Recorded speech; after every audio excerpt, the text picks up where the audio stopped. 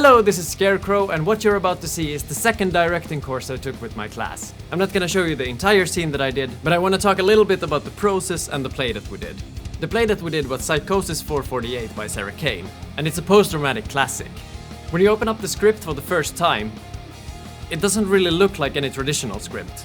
For example, if you have a conversation between Batman and Keith Richards, in script form it can look something like this. But not in Psychosis 448. No character names, no scene starts or endings, and very few stage directions. Even the lines themselves are usually pretty vague, and give very little context to the scene. So it's almost closer to poetry than anything else. And you might be thinking, hey, how can you make a play without any characters or context? And this is why the director's role is so important in a play like this. By having less directions in the actual script, it allows for greater freedom and literally millions of interpretations. The director can choose to go a more naturalistic way and give the play more context and a more naturalistic vibe, or you can treat it more like poetry and do more of a performing arts piece from it. I decided to do a little bit of both, and trust me, the difference and the variety in the scenes across my class was just wow. Many of us even picked the same pages from the script, and the scenes ended up being so different. But every single one of them were just crazy good, and just wow. Such is the power of the director. Anyway, let's get into my process. I started off by reading the whole script from beginning to end, and then writing down the pages that I found most interesting. The part that spoke to me the most was a segment that started off with a long list of symptoms and medicines, then goes into a really moody text, then goes into a burst of anger and ends with something hopeful. When I had decided on what pages to use, it was the who and the where. So I had to decide on how many characters I wanted, and I settled on 3. 2 doctors and 1 patient in some sort of asylum. And to me it was important that I didn't make the patient crazy. I rather show the world through the patient's eyes. The world can be a scary, absurd and unfair place, while we sometimes forget that we are all human. So I wanted to make the patient as human as possible, and the world around her as crazy as possible. I love dark and moody stuff, but I also like making comedy. So I decided to mix the two together, even though I knew it was gonna be a challenge. I already knew I wanted to make the patient the most relatable, so it was down to developing the doctors. To create dynamics between the characters, I decided to make one of them this falsely sympathetic horror butcher type character, and the other one this kind of crazy mad scientist. I may have been inspired by the original Texas Chainsaw Massacre, I'm not sure. There's no one right way to direct your actors, because every actor, director and script is always gonna be different. But something I have learned is that there's a really fine line with directing your actors. You can't give them too many instructions because they will be overwhelmed. But you can't give them too little either, because they will have no idea what you want them to achieve. So after we read the scene and talked it through, I gave my actors very simple tasks to do on stage. For example, I drew an imaginary line splitting the scene in 2, and telling the doctors to stay on each side. For every time we did the scene, my tasks became more and more specific, until the whole scene was almost choreographed down to the smallest details. Movements, placements, expressions, and most importantly, emotions. Talking through what the characters are feeling in each moment is very important. But at the same time, you have to let your actors do their work, just like they let you do yours. Having a vision is a good thing. Sometimes you can work out the vision together, but having something to work towards is usually really helpful. In my case, I wanted kind of a classic horror vibe to my scene. Like a torture cellar or something. Like chains hanging from the ceiling and stuff like that. Then I got this idea of attaching chains to the patient's arms and have the doctors puppeteer her around like a marionette. Now we had a goal and something to work towards.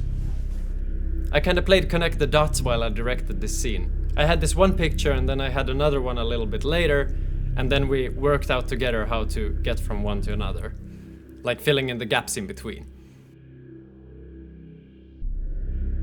Since this world we were about to create was something in between abstract and naturalistic, I wanted to emphasize that. Every character needed their own safe space. So a bed for the patient and some sort of working tables for the doctors. I also knew I had to build some sort of system for the chains, so the doctors could drag the patient around. My first idea was to build poles on wheels that could be rolled in from the sides. Another was to have 2 podiums on stage where the actors could stand. But you have to be resourceful. So I ended up combining the poles and the working table into these constructions.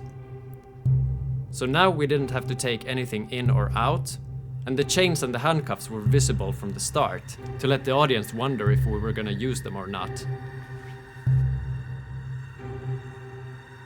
I love stage effects and music and storytelling. I've been known to overuse it. I wanted the lighting to be unnatural and creepy, and I wanted there to be music throughout the scene, except for the very end. I composed the music and made minor changes to it throughout the process, and timed my actors to the music.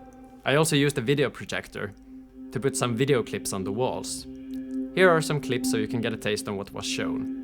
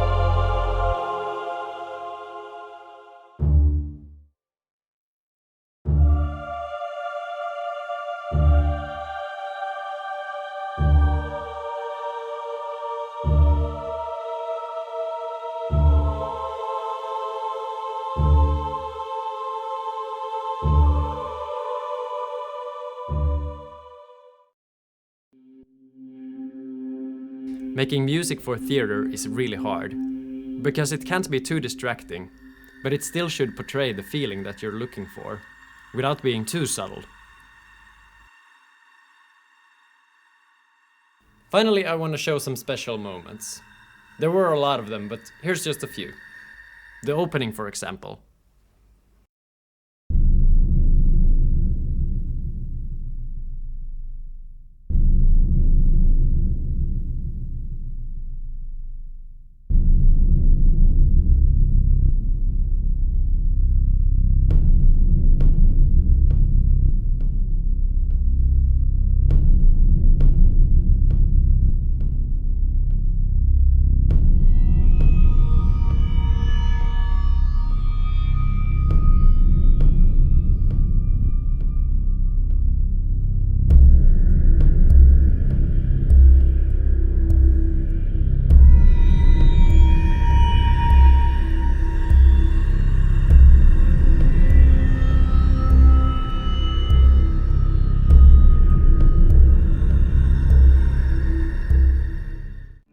Or when the patient gets a taste of the outside world.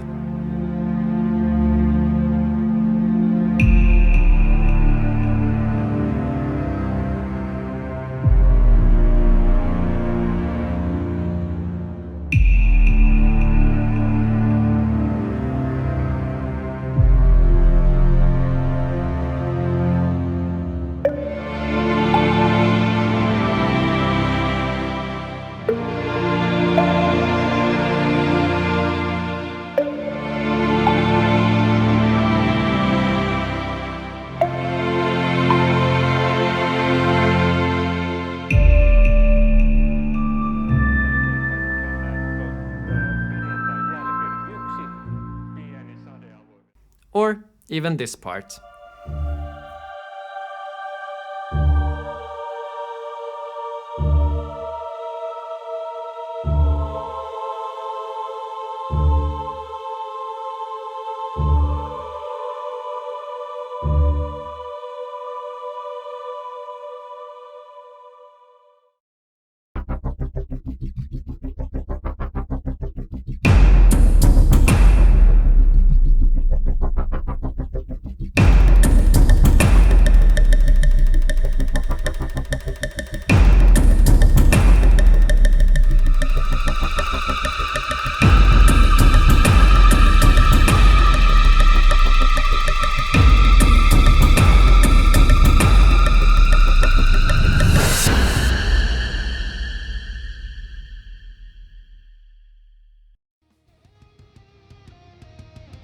I took this opportunity to experiment and go crazy, so did I learn anything? Definitely.